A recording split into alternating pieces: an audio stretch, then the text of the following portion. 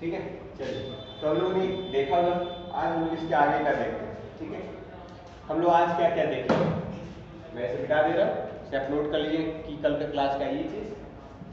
आज हम लोग क्या क्या देखेंगे, हम लोग देखेंगे सबसे पहले एवरेज निकालना, काउंट निकालना। ठीक है, फिर हम लोग काउंट ए देखेंगे और काउंट ब्लैंक, इतना सारा चीज हम लोग आज स्टडी करेंगे। ठीक है, तो सबसे पहला फॉर्मूला है एवरेज। एवरेज का मतलब आप लोगों को पता होगा। ठीक है, दिया गया कोई नंबर से उसका हमें एवरेज निकालना होता है, तो हम टोटल नंबर को ऐड करते हैं और जितने नंबर्स होते हैं उतने से हम क्या करते हैं, डिवाइड करते हैं। यही चीज अगर हम एक्सेल में करेंगे, अगर हमारे पास कोई टेबल हो, मान लेते हैं हमने टेबल बनाया,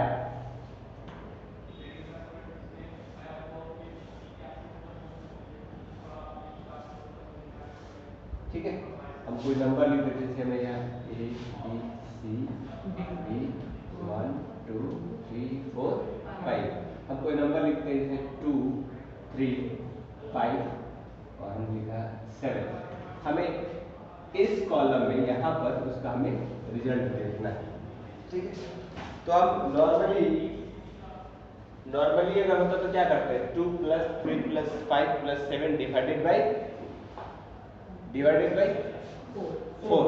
कितने नंबर है, 4 है, तो 4 से डिवाइड कर देते हैं।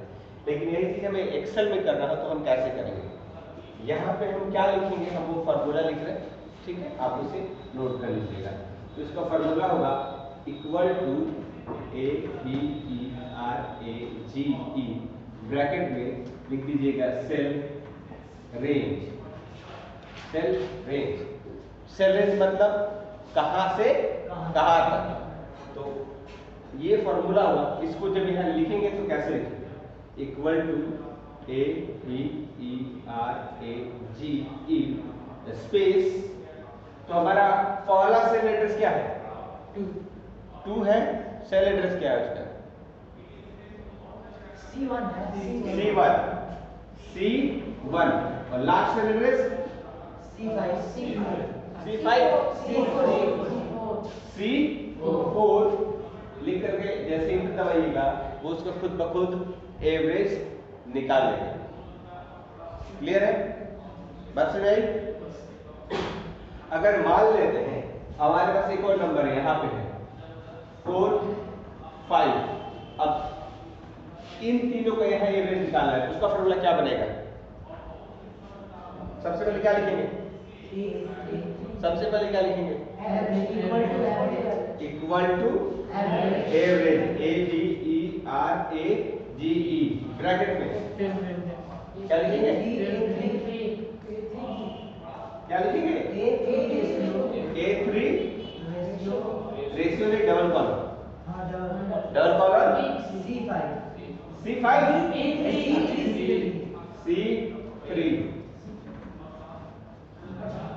क्लियर है, कोई डाउट, हो जाएगा।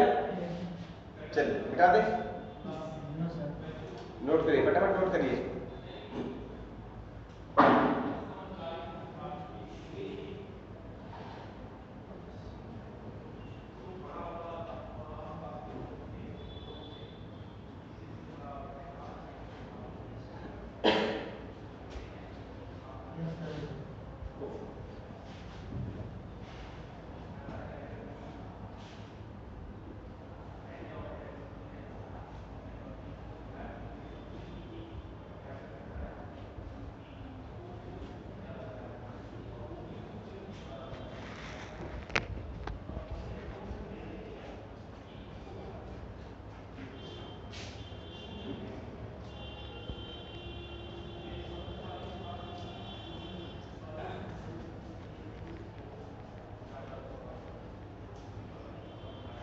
चलिए हम आगे बढ़ते हैं।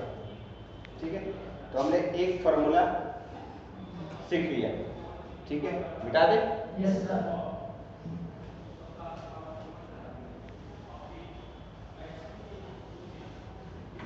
दूसरा फॉर्मूला काउंट क्या करता है? काउंट का मतलब क्या होता है? गिनना। तो क्या गिनेगा? वो 3 चीज गिनेगा। यहाँ पे देखिए हमने 3 लिखा है काउंट के बारे में। काउंट, काउंट ए, काउंट ब्लैंक। ये काउंट जो होता है ये दिए गए रेंज में से काउंट करके बताएगा कितने सेल में नंबर लिखा गया है। काउंट ए ये अल्फाबेट को गिन के बताएगा और नंबर को दोनों को एक साथ बता सकता है कि कितने सेल में कोई चीज लिखा गया है। और काउंट ब्लैंक बताएगा कि कितना सेल खाली है। ठीक है, तो अगर आपको सिर्फ नंबर काउंट कराना है तो क्या यूज करेंगे? काउंट। लेकिन अगर आपको अल्फाबेट भी काउंट करना हो तो काउंट ए, और अगर आपको ब्लैंक गिनना हो तो काउंट ब्लैंक। ठीक है, इन तीनों का फॉर्मूला क्या होता है? मैं पहले काउंट के बारे में कर रहा हूं। Equal to COUNT, count bracket cell range, cell range ये मत भूलिएगा, सेल रेंज। ठीक है, अब मान लेते हैं इस टेबल के हिसाब से हम मानते हैं। ठीक है, ये तो छोटा था तो आपने गिन दिया कि 4 है, लेकिन ये 1 से लेके नीचे तक होता है, नीचे तक होता है। मान लेते हैं कि ये रो इसका हमारे पास 150 होता है, 150 होता है। ठीक है, 150 होता है और बीच बीच में कहीं कहीं वैल्यू नहीं दिया गया है। हाँ, कोई वैल्यू नहीं हो सकता, मार्क्स अवेलेबल नहीं था तो वहां खाली छोड़ दिया गया। हमें पता करना है कि आखिर टोटल कितने सेल्स में वैल्यू भरा गया है और कितना अभी बाकी है, ये हमें पता करना हो तो हम क्या करेंगे?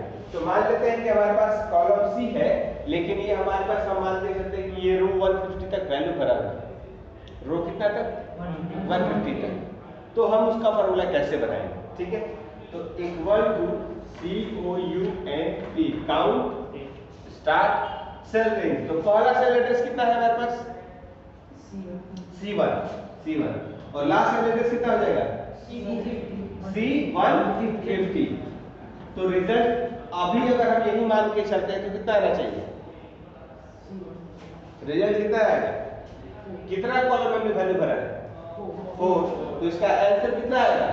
4, क्योंकि अभी तो 150 क्या पूरा खाली है ना। बात समझ आई? अब चलिए हम काउंट ए को समझते हैं।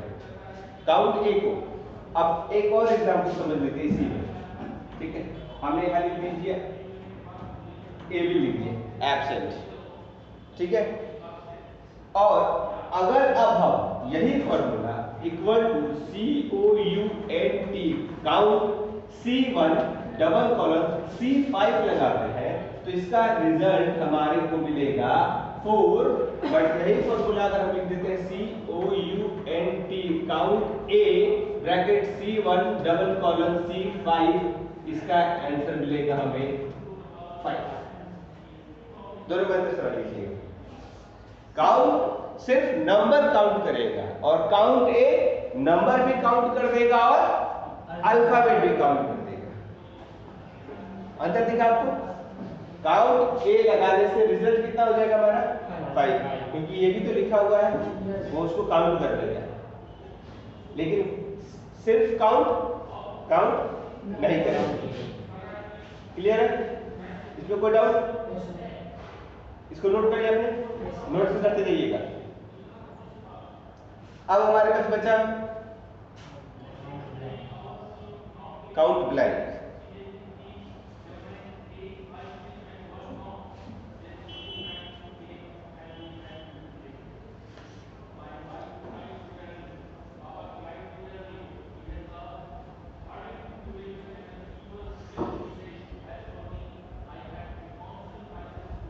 ओके बता दें?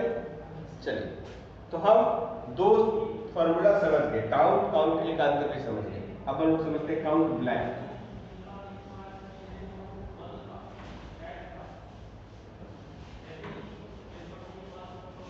तो जैसे मैंने एक चीज छोड़ दिया, काउंट ए का फॉर्मूला नहीं लिखा, तो जैसे काउंट ब्रैकेट में रेंज है तो काउंट ए ब्रैकेट में सेल रेंज है, और काउंट ब्लैंक का भी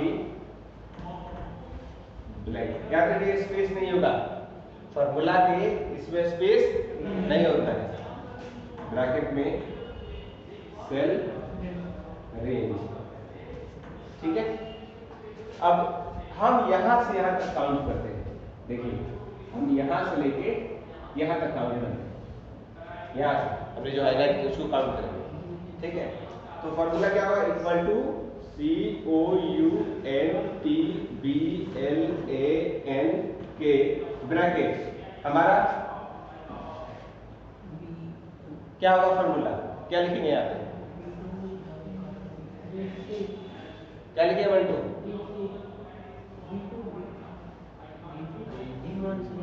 हमें काउंट ब्लैंक ये वाला लगाना है, B2 double colon B5। Answer कितना आएगा, 3। आंसर कितना आएगा, 3, क्योंकि ये सिर्फ खाली वाला ही काउंट करेगा। क्लियर है। तो अब इसका फायदा क्या हो गया, जैसे आपको ये 150 था, आपको खाली गिनना है, तो यहाँ तो लाइन से 4 है, मान लीजिए कि बीच बीच में खाली है, तो आप काउंट गिन के नंबर भी निकाल सकते हैं और पता कर सकते हैं, और काउंट ब्लैंक से आप एग्जैक्ट सिर्फ खाली वाला भी निकाल सकते हैं। क्लियर है, कोई डाउट, अब कुछ समझ में आएंगे।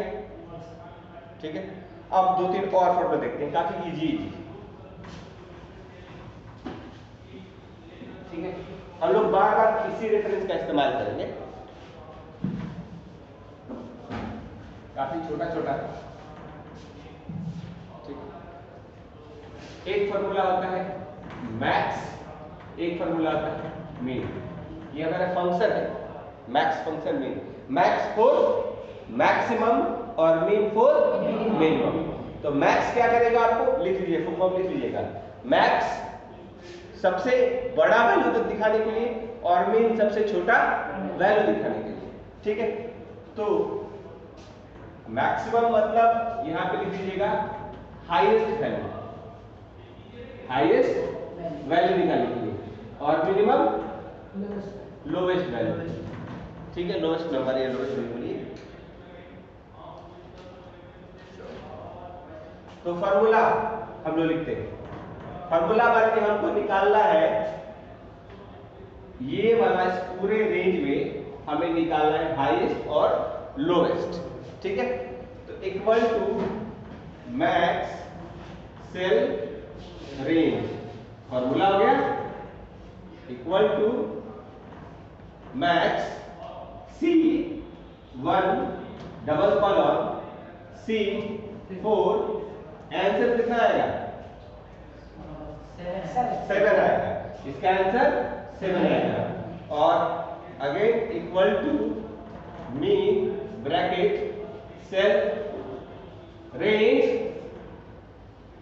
Formula equal to mean C1 double colon C4, इसका आंसर कितना आएगा, 2 आएगा, 2 आएगा। क्लियर है, यस सर।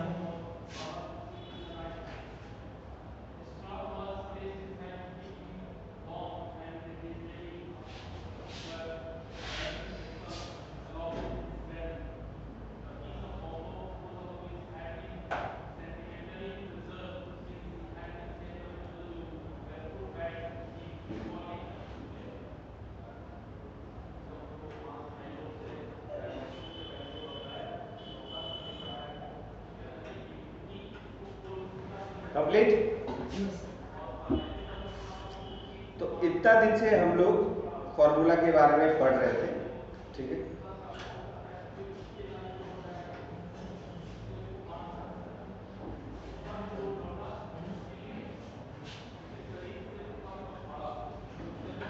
ठीक है, अब इसको मैं मिटा दूंगा। ठीक है, अब आप लोग थोड़ा बहुत जानने के लायक हो गए कि कंप्यूटर एक्सेल के टेक्निकल टर्म्स। ठीक है, एक फॉर्मूला है, इस फॉर्मूले में हम इसको क्या बोलते हैं, इसको क्या बोलते हैं, इसको क्या बोलते हैं। ठीक है, या यही फॉर्मूला मैं ऐसे भी लिख सकता हूं, equal to max C1, C2, C3, C4 हम ऐसे लिख सकते हैं।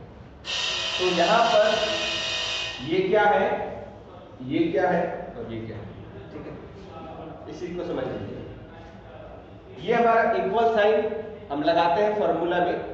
ये बगैर इक्वल साइन का हमारा एक्सेल किसी भी फॉर्मूले को फॉर्मूला समझेगा नहीं। ये जो हम लिखते हैं, जो टेक्स्ट लिखते हैं, ये हमारा होता है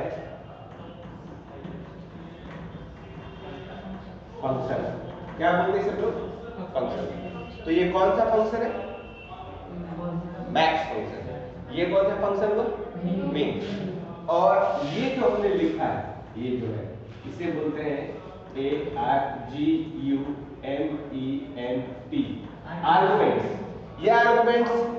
आर्गुमेंट्स। ये आर्गुमेंट्स डबल कॉलन में भी हो सकता है या कॉमा लगा के भी हो सकता है। हम ब्रैकेट के अंदर एक आर्गुमेंट या एक से अनेक आर्गुमेंट भी लगा सकते हैं। क्लियर है? इसको नोट कर लीजिएगा कि ये जो होता है हमारा फंक्शन होता है, ये हमारा क्या होता है? आर्गुमेंट्स होता है। अब मैं ये आपको लास्ट में इसलिए बताया ताकि आप लोग अभी कुछ फॉर्मूला देख लिए, समझ लिए, तो आपको समझने में आसानी होगी। हर बार ये जो हम लगा रहे हैं ब्रैकेट में लगा रहे हैं। तो आपसे कोई पूछ सकता है कि क्या कोई फॉर्मूला बिना फंक्शन का हो सकता है? यस, फॉर्मूला बिना फंक्शन का भी हो सकता है, लेकिन कोई फॉर्मूला बिना आर्गुमेंट्स का नहीं हो सकता है, क्योंकि उसे अप्लाई कहां होना ये उसको पता होना चाहिए। हाँ, कुछ